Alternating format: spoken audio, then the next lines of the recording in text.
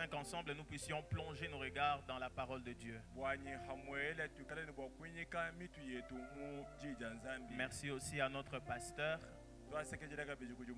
qui renouvelle sa confiance à notre égard et nous permet d'apporter la parole de Dieu.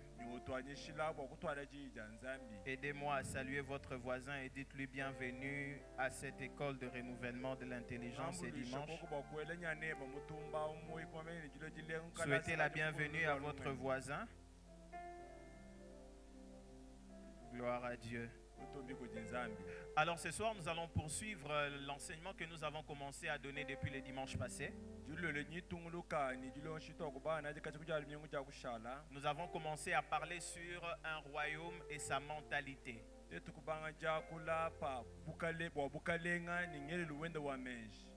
tu peux m'accompagner en bas, en sourdine, c'est mieux. Oui, on a commencé à parler d'un royaume et sa mentalité. En nous attelant sur cette vérité importante que chacun de nous est censé comprendre, selon laquelle il existe deux royaumes qui sont en confrontation ou encore en opposition. Il y a le royaume des ténèbres où Satan exerce son influence, Satan est là, il agit là. Il y a le royaume de Dieu où Dieu lui-même est le maître, c'est lui-même le roi. Et le dimanche passé, on a commencé à dire que le chrétien appartient au royaume de Dieu. Pourtant, la Bible nous enseigne que le monde est sous la puissance du malin. Nous avons insisté pour dire qu'il est très important que chacun de nous soit conscient de cette vérité selon laquelle il n'appartient pas au royaume des ténèbres, mais il appartient au royaume de Dieu.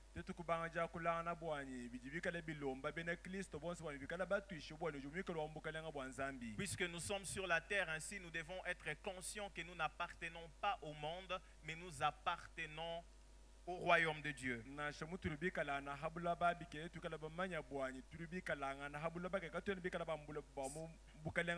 Selon que Jésus a dit, voilà, ils sont dans le monde, mais ils ne sont pas du monde. Mais nous avons aussi dit que nous sommes ambassadeurs de Christ sur la terre.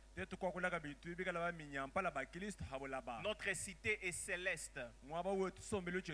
Et notre manière de faire ne doit pas être dictée par ce qui se passe dans notre environnement. Ne doit pas être dictée par ce qui se passe dans le monde. Mais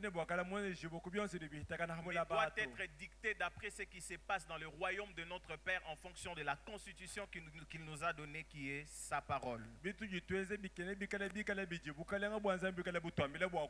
Et nous nous sommes encouragés pour dire vivons en fonction de la parole de Dieu. Sur cette terre, appliquons la parole de Dieu. Et ce soir, le Seigneur m'a conduit à nous parler encore dans la continuité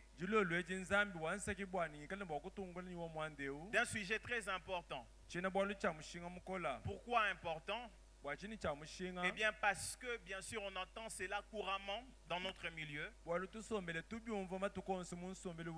Des personnes voilà, s'attribuant cette identité. Si vous sortez là dehors, vous posez la question à quelqu'un, est-ce qu'il est chrétien? Cette personne vous dira oui, je suis chrétien. Personne là dehors ne vous dira qu'il n'est pas chrétien. Tous nous voulons avoir cette identité. Mais parfois nous n'avons pas conscience même de ce que cela veut dire être chrétien.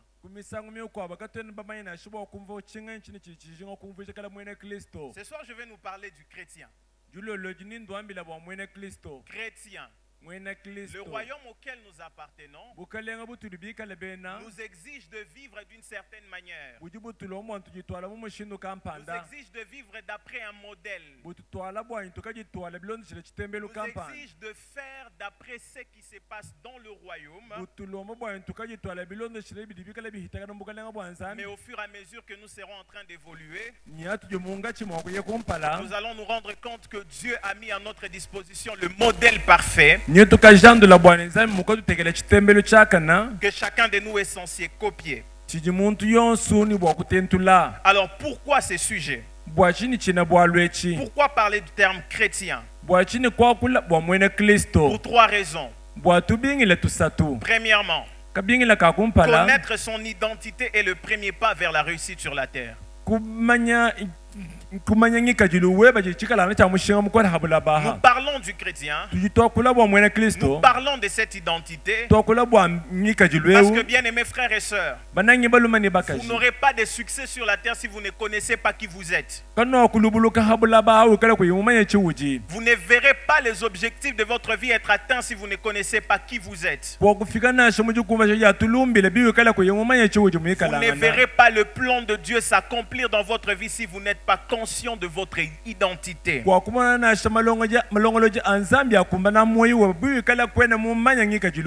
Mais deuxièmement, pourquoi parler de ces sujets? C'est pour nous rappeler notre essence et ce qui doit être notre quête quotidienne. Nous voulons nous rappeler notre essence, ce que nous sommes, d'où nous venons, qu'est-ce que nous devons devenir, ce que nous devons être. Et aussi nous montrer ce qui doit être notre quête quotidienne. Qu'est-ce que nous devons poursuivre? Qu'est-ce que nous devons rechercher? Mais troisièmement, pourquoi parler de ces sujets? C'est pour découvrir la finalité de notre foi. Nous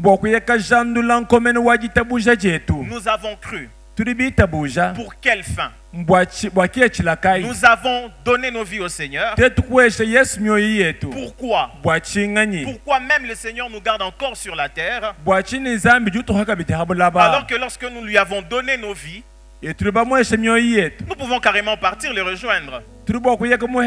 Mais c'est quoi la finalité de votre foi? C'est quoi la finalité de notre foi? Actes des Apôtres chapitre 11, le verset 19 à 26. Actes 11, 19 à 26. Je vais lire seul. Ceux qui avaient été dispersés par la persécution survenue à l'occasion d'Étienne allèrent jusqu'en Phénicie, dans l'île de Chypre, et à Antioche, annonçant la parole seulement aux Juifs.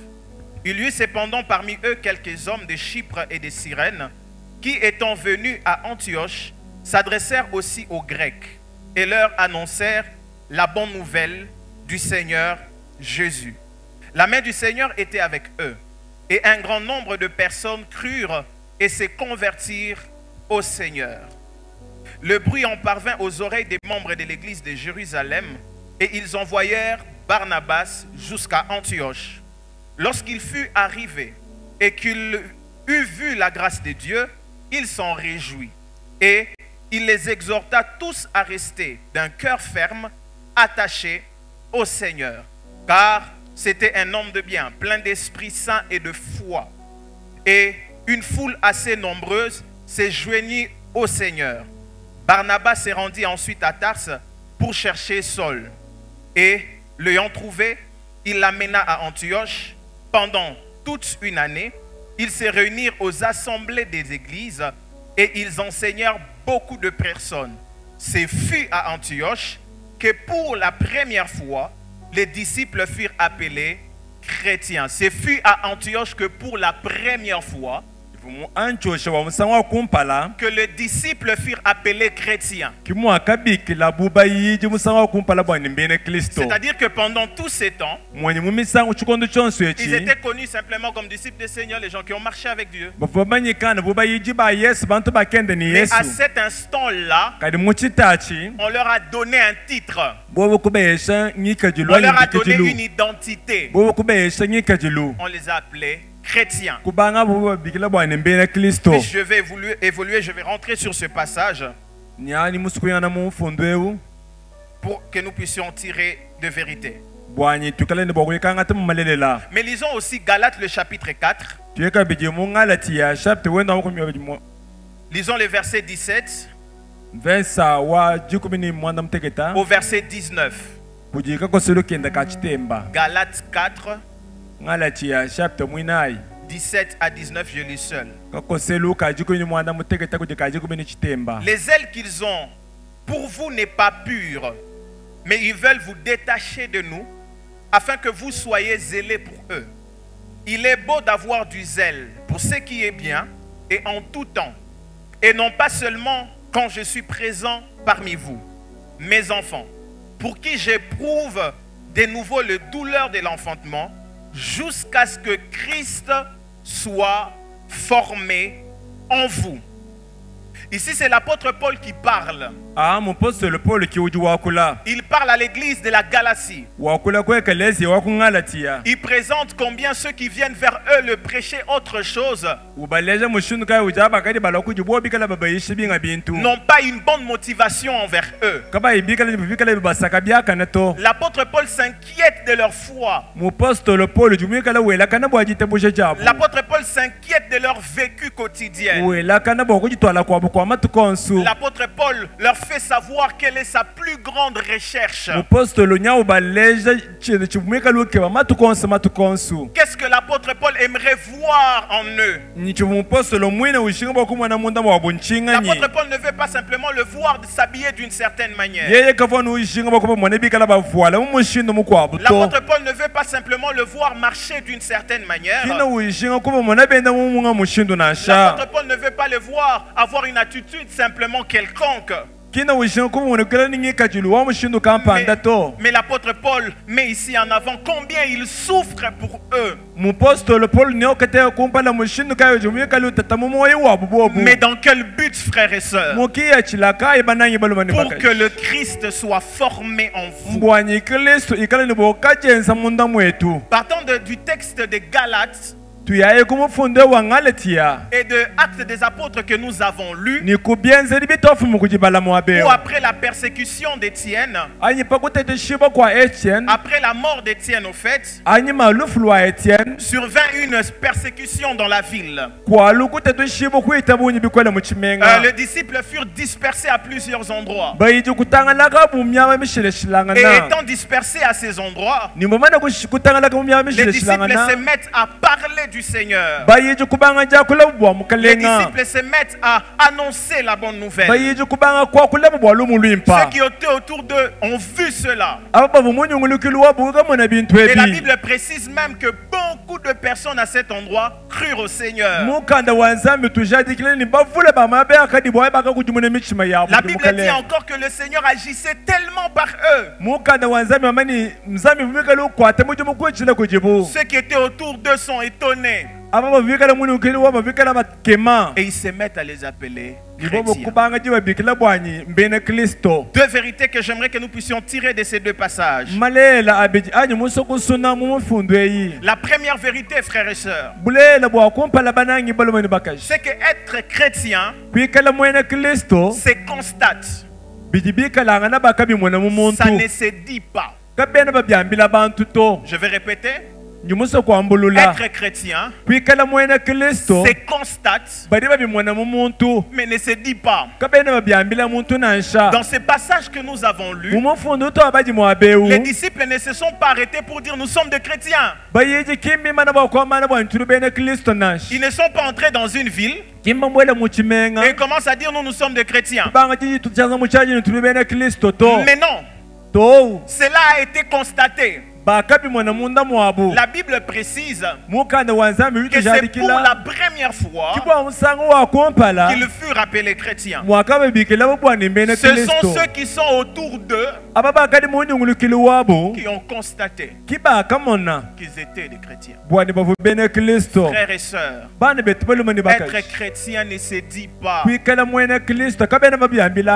Être chrétien ne s'écrit pas. Laissez ce qui sont autour de vous constater que vous êtes chrétiens. Ce sont le témoignage de ceux qui sont autour de nous qui peuvent attester que nous sommes chrétiens. La deuxième vérité, ça nous tirons dans les livres de Galates que nous avons lus. L'apôtre Paul met en avant combien il souffre chaque jour. Mais c'est là dans le but que le Christ soit formé en eux. La deuxième vérité qui sera déjà en train de mettre en exergue ma pensée ce soir, c'est qu'être chrétien exige un effort personnel au quotidien.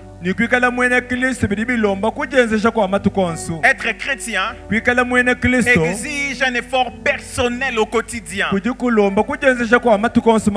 Je suis sûr que ce soir en train de parler, il y a beaucoup de questions qui seront en train de naître dans le cœur. Mais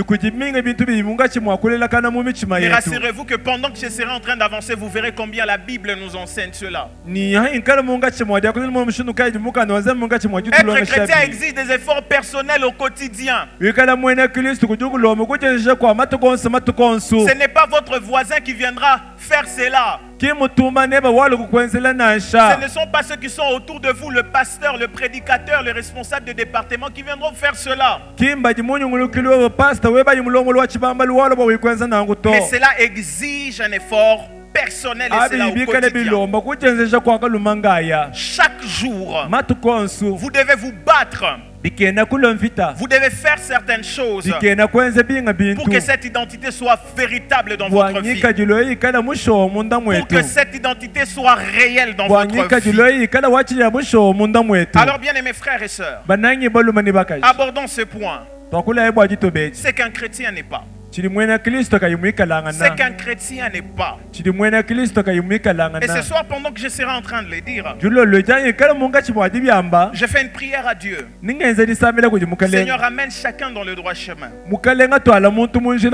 Seigneur, change quelque chose dans la pensée de quelqu'un.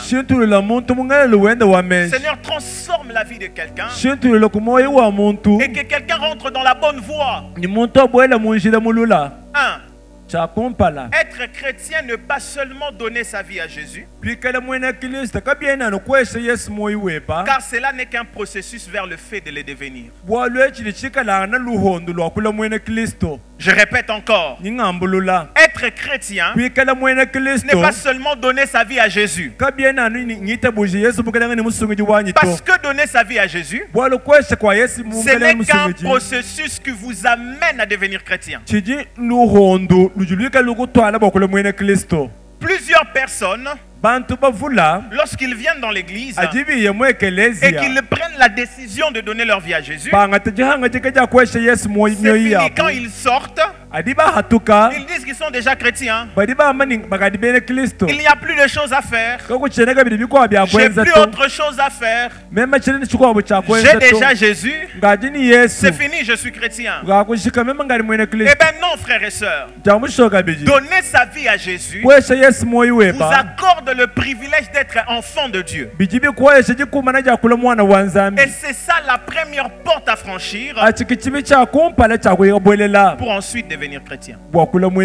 Lorsque vous donnez votre vie à Jésus, vous devenez enfant de Dieu. Mais être chrétien est un processus qui vient par ce que vous êtes censé faire, que nous allons voir. Lorsque vous lisez Jean le chapitre 1, le verset 12 à 13, cela est bien dit.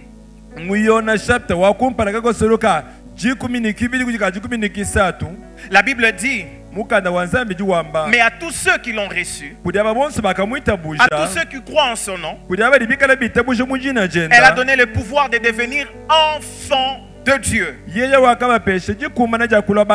lesquels sont nés non du sang, ni de la volonté de la chair, ni de la volonté de l'homme, mais de Dieu.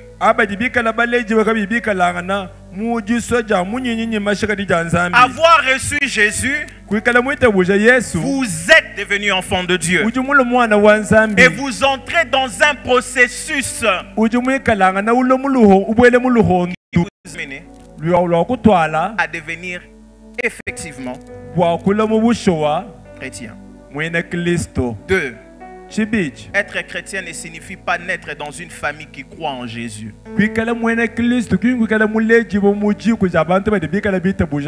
Être chrétien ne signifie pas naître dans une famille qui croit en Jésus. Non, moi je suis né dans cette famille-là. Mon papa est pasteur. Mon frère prêche. Ma soeur là est à la chorale. Moi aussi je suis chrétien. Bien-aimés frères et sœurs, être chrétien ne signifie pas être né dans une famille qui croit en Jésus. Vous pouvez naître dans une famille où les parents professent la foi en Jésus, mais vous n'êtes pas chrétien. Et j'ai entendu plusieurs personnes comme ça. Et même regardez ceux qui appartiennent parfois à certaines religions. Quand vous leur posez à eux la question, mon frère, ma soeur, est-ce que tu es chrétien? Oui, je suis chrétien. Papa, tu es chrétien comment? Non, depuis mon enfance. Depuis que je suis né, mes parents m'ont montré le chemin de l'église. Non, ça ne fait pas de toi un chrétien. 3. Être chrétien ne signifie pas appartenir à une église. Être chrétien, bien-aimés frères et sœurs, ne signifie pas appartenir à une église. Vous pouvez venir ici à la borne sans être chrétien. Vous pouvez aller fréquenter une église sans être chrétien. Bien-aimés frères et sœurs, j'aimerais dire comme l'apôtre Paul le dit pour les mauvaises compagnies. Frères et sœurs, ne vous y trompez pas. Venir dans une église ne fait pas de vous un chrétien. Mais la quatrième chose qu'un chrétien n'est pas, c'est que être chrétien ne signifie pas appartenir à un club d'amis religieux.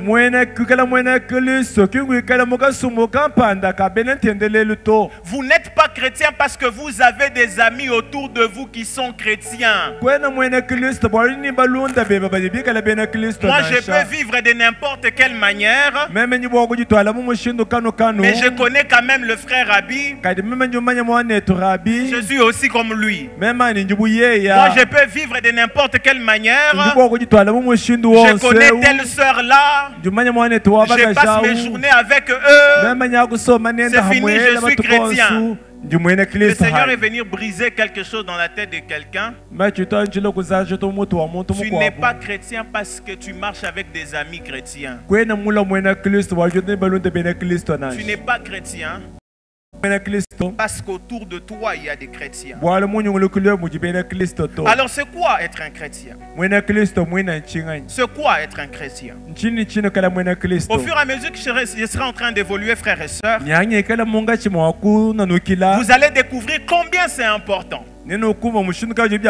Parce que, bien aimés frères, parce que le monde sous la puissance de l'ennemi, et que le royaume des ténèbres tente d'envahir les hommes, il est important que nous puissions repousser les ténèbres. Et ce que je suis en train d'enseigner ce soir, c'est simplement pour nous amener de quelle manière nous repoussons le ténèbre ici sur la terre. Avançons, nous allons comprendre cela. C'est quoi donc être un chrétien? Frères et sœurs, le terme chrétien, dans le texte que nous avons lu, Actes des Apôtres, tel que c'est revenu, et même plusieurs fois quand ça revient dans le Nouveau Testament, en grec ça signifie christianos, qui signifie 4 choses. Retenez très bien. Être chrétien signifie 4 choses en grec. Premièrement, être chrétien, c'est être disciple de Jésus. Être chrétien, c'est être disciple de Jésus. Suivre Jésus. C'est lui qui suit le Seigneur. C'est lui qui suit Jésus. C'est celui-là un chrétien. Mais quelqu'un va dire, mais frère Giovanni, tu as dit ici que donner sa vie à Jésus. Évoluons. 2. Être chrétien signifie être comme Jésus. Être comme Jésus. Avoir le caractère du Christ. Être comme Jésus. Chrétien veut dire être comme Jésus. Mais 3, ça signifie aussi quoi?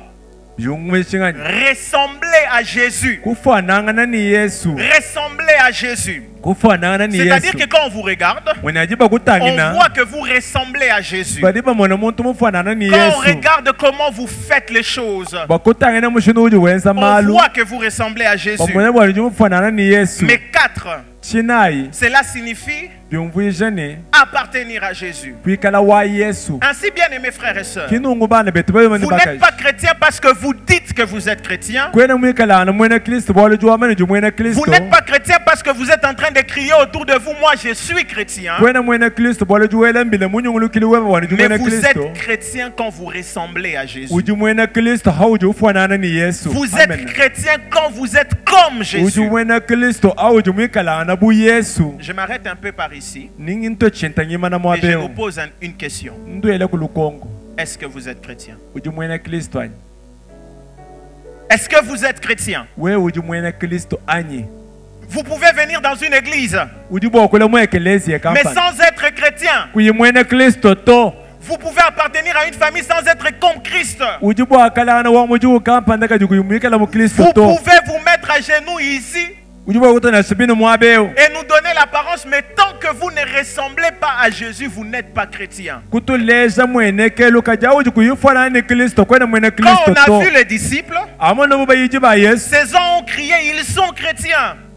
Qu'est-ce qu'il voulait dire? Les disciples ressemblaient à Jésus. Les disciples étaient comme Jésus. C'est parce qu'on a vu Christ dans les disciples qu'on a témoigné qu'ils étaient chrétiens. Bien-aimés frères et sœurs, voulons-nous que ceux qui sont autour de nous témoignent que nous sommes vraiment de Jésus?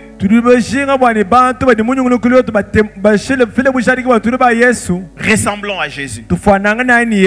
Soyons comme Jésus. Cela signifie que le monde doit voir le Christ en nous et au travers de nous.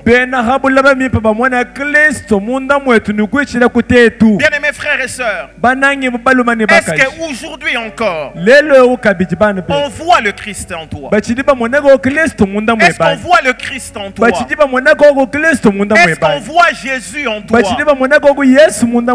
Rappelez-vous, j'étais en train de le dire, que cela ne se dit pas mais se constate. Laissez-nous constater que vous êtes chrétiens. Laissez-nous constater que vous êtes comme Jésus. Alors bien aimés frères et sœurs, qu'est-ce que cela implique? Si être chrétien, c'est être comme Jésus. Si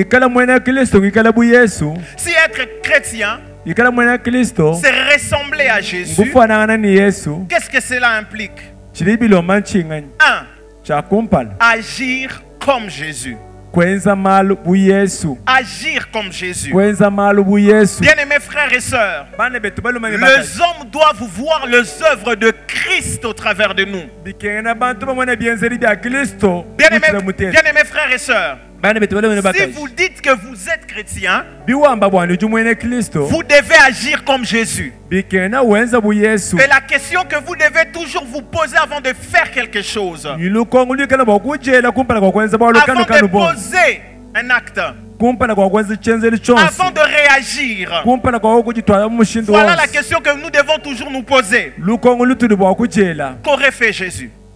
Qu'aurait fait Jésus dans cette situation? Qu'aurait fait Jésus dans ces conflits? Qu'aurait fait Jésus face à cette situation difficile dans la famille? Qu'aurait fait Jésus quand je ne m'entends pas avec les autres? Qu'aurait fait Jésus quand on me critique? Qu'aurait fait Jésus quand on m'en colporte sur moi? Qu'aurait fait Jésus? Bien-aimés frères et sœurs, si vous dites que vous êtes chrétiens, si nous sommes en train de dire que nous sommes chrétiens, c'est que nous devons agir comme Jésus. Avant de poser un acte, frères et sœurs, posons-nous la question: qu'est-ce que Jésus aurait fait? Comment Jésus allait faire? Mais deux, être chrétien implique parler comme Jésus, n'est-ce pas? Parce que, bien aimés frères et sœurs, on a constaté que les disciples étaient en train d'annoncer la bonne nouvelle. Les disciples faisaient comme le Christ. On a vu dans leur langage le Christ. Bien aimé, j'ai une question pour vous. Quand vous parlez, quand vous réagissez dans une circonstance, quand vous prenez parole dans un endroit, on voit qui? On voit ses frères insolents? On voit ses frères qui savent parler avec légèreté? Non, bien aimés frères et sœurs, puisque nous sommes chrétiens, cela doit se refléter dans notre langage. Nous devons parler comme Jésus, dire comme Jésus, répondre comme Jésus. Regardez parfois quand nous sommes parfois en train de nous disputer parfois. Combien parfois nous sommes insolents? Combien parfois nous sommes insolents? Combien parfois nous insultons? Vous voyez quelqu'un qui se dit chrétien, mais il vient quelque part. Moi j'ai un camarade qui se dit chrétien, mais quand vous l'entendez parler, vous vous posez beaucoup de questions. Il peut insulter sans gêne. Il peut parler des histoires sans gêne. Écoutez frères et sœurs, puisque les hommes doivent voir que nous sommes comme Jésus, chaque fois que nous prenons parole, laissons le Christ s'exprimer par nous. Chaque fois que nous nous mettons à parler, laissons le Christ parler. Laissons le Christ parler. Mais trois, si être chrétien c'est être comme Jésus, qu'est-ce que cela implique? Avoir des habitudes quotidiennes qui nous rapprochent de Christ. Avoir des habitudes quotidiennes qui nous rapprochent de Christ. C'est-à-dire que dans notre quotidien, dans ce que nous faisons chaque jour, ce que nous faisons doit nous rapprocher de Christ. Doit nous rapprocher de la ressemblance avec Christ. Voyons ce que Christ faisait. À quoi était? Qu'est-ce qui caractérisait au fait le quotidien de Jésus? Et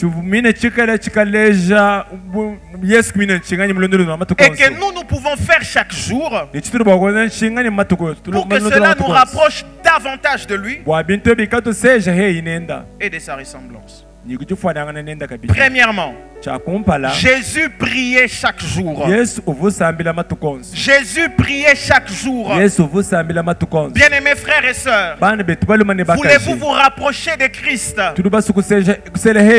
et devenir comme Jésus chaque jour? Commencez à parler comme Jésus. Commencez à agir comme Jésus. Ce que vous devez prier chaque jour comme Christ le faisait. Jésus priait chaque jour. Jésus rencontrait le Père chaque jour. Jésus savait passer du temps avec le Père chaque jour. Plus il savait passer du temps avec le Père, plus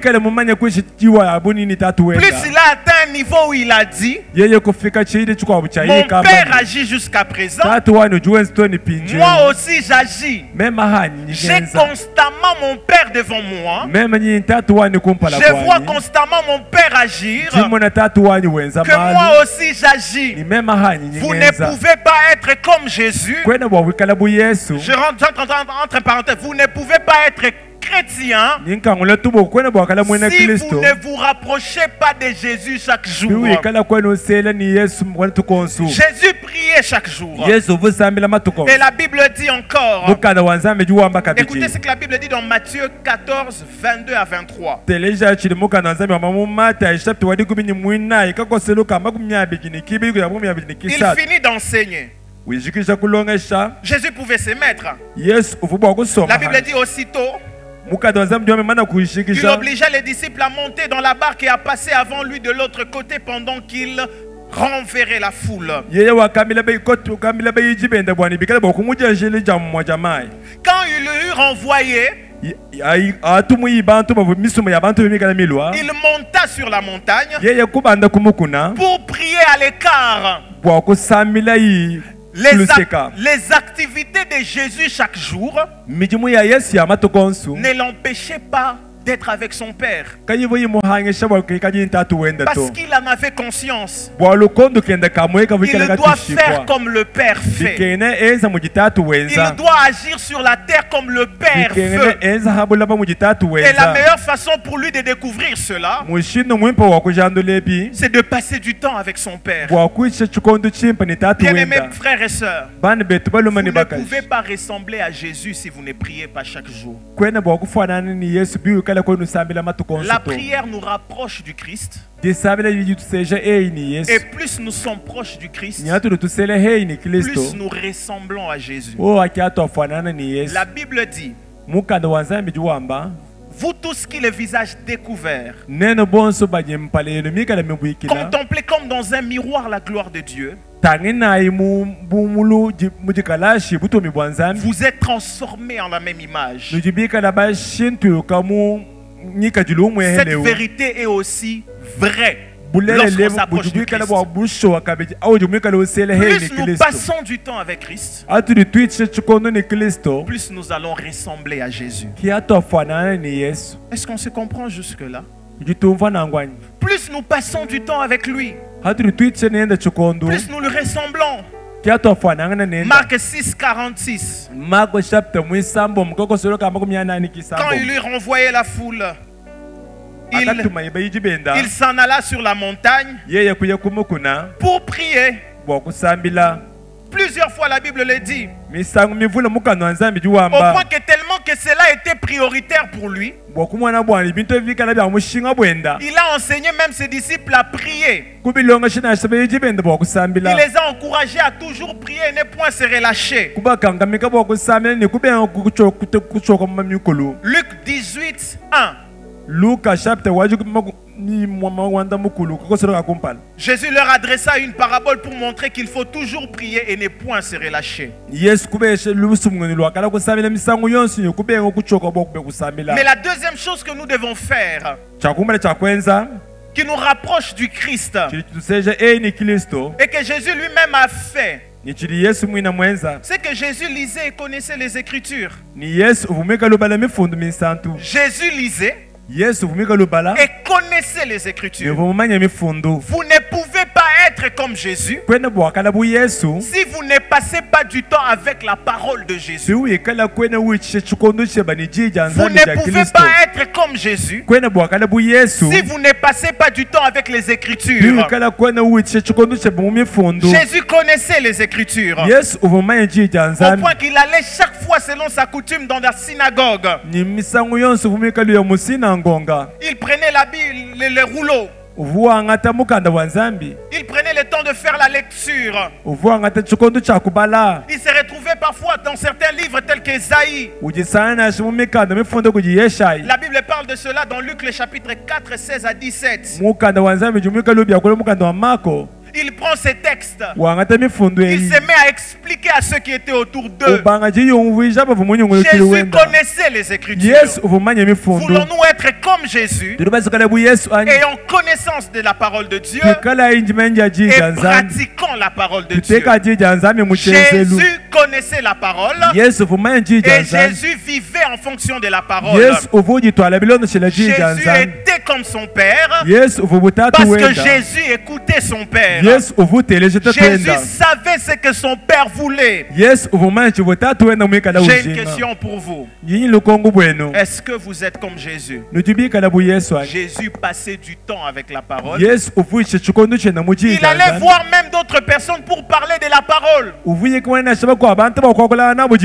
Mais trois, ce qui nous rapproche du Christ. Et ces choses, bien aimées, vous remarquerez que si nous appliquons cela, ceux qui sont autour de nous vont vraiment constater que nous sommes comme Jésus. 3. Jésus évangélisait. Jésus annonçait la bonne nouvelle. Jésus parlait du royaume autour de lui. Jésus, ses journées étaient caractérisées par le fait de répandre la bonne nouvelle. Voulons-nous être comme Jésus, répandant l'odeur de la bonne nouvelle autour de nous? Vous n'êtes pas comme Jésus, bien-aimés frères. Vous n'êtes pas comme Jésus si vous ne savez pas parler de lui autour de vous. Écoutez ce qu'il dit à ses disciples dans Luc le chapitre 4, le verset 43. On pouvait dire que Jésus pouvait être aussi fatigué, n'est-ce pas? Mais Jésus dit à ses disciples, il faut aussi que j'annonce aux autres villes la bonne nouvelle du royaume de Dieu. Car c'est pour cela que j'ai été envoyé. Jésus annonçait la bonne nouvelle.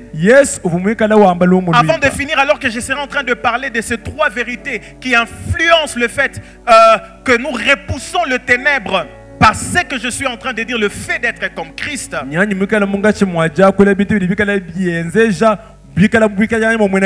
répandons la bonne nouvelle autour de nous. Parlons de Jésus autour de nous. Annonçons la bonne nouvelle. Parce que c'était le quotidien de Jésus. Et ça doit être aussi notre quotidien, frères et sœurs.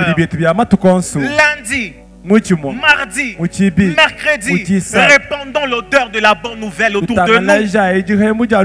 Parlons du royaume. Annonçons le royaume. Et bien aimé, plus nous serons en train de le faire, plus nous serons en train d'être comme Jésus. Alors notons trois vérités importantes en rapport avec le royaume et la mentalité et le fait d'être comme Jésus. Le fait d'être comme Christ. 1. Le diable n'a pas peur de ce que nous disons. Le diable a peur de celui à qui nous ressemblons. Le diable n'a pas peur de ce que nous disons d'abord. Le diable a peur de celui à qui nous ressemblons. Parce que le diable envahit le cœur par son royaume. Le diable tente d'imposer son royaume sur la terre. Bien aimé, nous n'allons pas repousser le diable qu'en disant des choses. Nous repoussons le diable en étant comme Jésus. C'est le fait d'être comme Jésus qui fait fuir le diable. Quand le diable voit que nous ressemblons à Jésus, il a peur. Le diable tremble face à une personne qui ressemble à Jésus. Tu peux venir à l'église. Tu peux crier là dehors. Je suis de la borne Bakwadianga. J'appartiens à la borne Bakwadianga. Tu peux être possédé. Mais si le diable voit l'image du Christ en toi, il ne peut pas entrer dans ta vie. Je vais aller encore plus loin. Le diable ne peut pas toucher aux affaires de celui qui ressemble à Jésus. Quand vous êtes comme Jésus, rassurez-vous, Dieu prend plaisir à vous. Et puisque Dieu prend plaisir à vous, il va sécuriser tout ce qui vous appartient. Parce qu'il voit son Fils en vous. Parce qu'il voit Jésus en vous. Bien-aimés frères et sœurs, ne crions pas d'abord. Ne pleurons pas d'abord. Cherchons à être comme Jésus et le diable va fuir. La deuxième vérité, si nous voulons repousser le royaume des ténèbres, si cela c'est par d'abord l'image du Christ. La deuxième chose, c'est en répandant son odeur par l'annonce de la bonne nouvelle. Bien-aimés frères et sœurs, celui qui est capable de montrer à l'autre le chemin, celui qui est capable de tenir l'autre et de le montrer la voie du Seigneur, le diable ne peut pas l'atteindre. La Bible dit qu'ils sont beau le pied de ceux qui annoncent la bonne nouvelle. Le Seigneur va se charger de vous sécuriser. Parce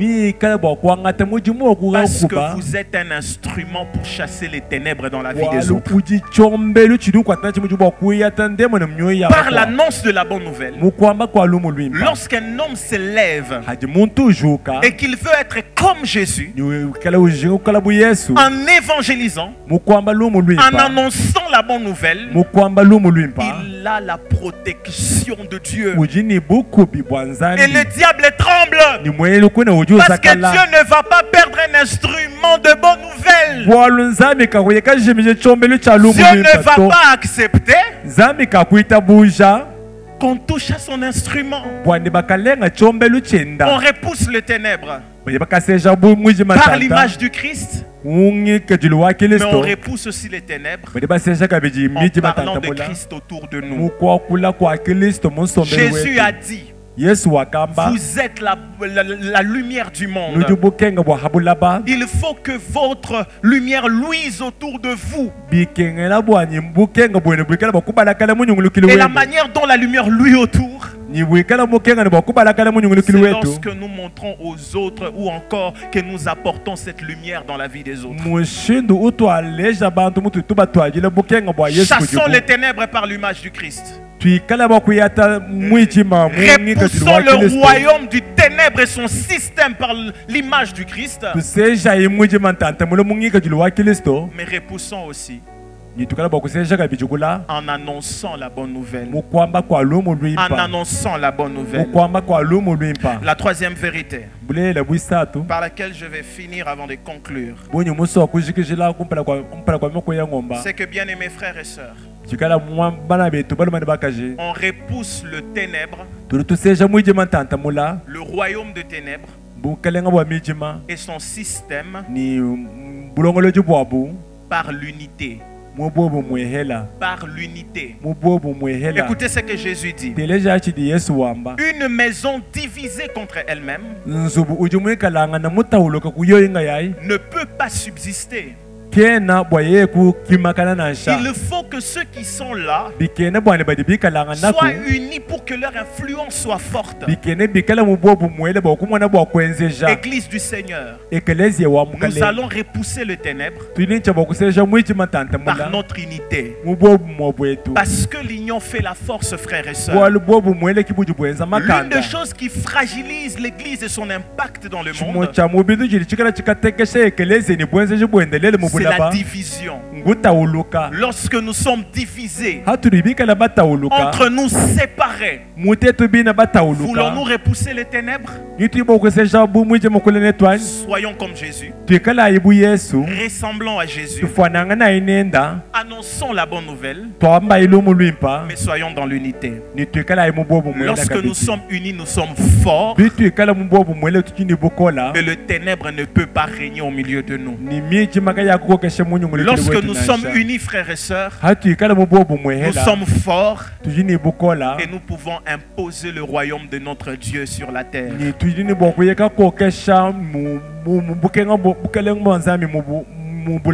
Comme conclusion, bien-aimés frères et sœurs, retenez ceci. Jésus est venu nous sauver du péché, mais aussi nous donner un modèle de vie à suivre pour imposer le royaume de Dieu sur la terre. Et cela en étant comme lui. Soyons comme Jésus, frères et sœurs. Voilà ce que veut dire être chrétien. Et voilà même ce qui va nous amener à repousser le royaume des ténèbres et son système sur la terre.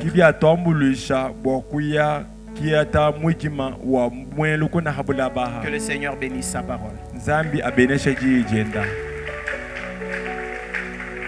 Est-ce qu'on peut acclamer le Seigneur qui est tellement merveilleux, qui est tellement bon?